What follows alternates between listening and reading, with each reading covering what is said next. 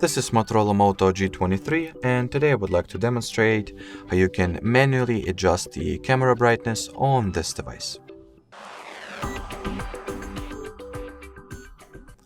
So to start, you have to make sure that the tap to capture option is disabled.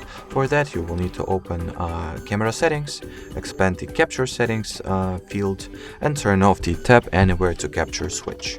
Now, in order to adjust the shot brightness manually, just tap anywhere at the screen. As you can see, this vertical bar appears if you are in a portrait mode of camera, and by adjusting it, you can respectively increase and decrease the viewfinder or photo brightness.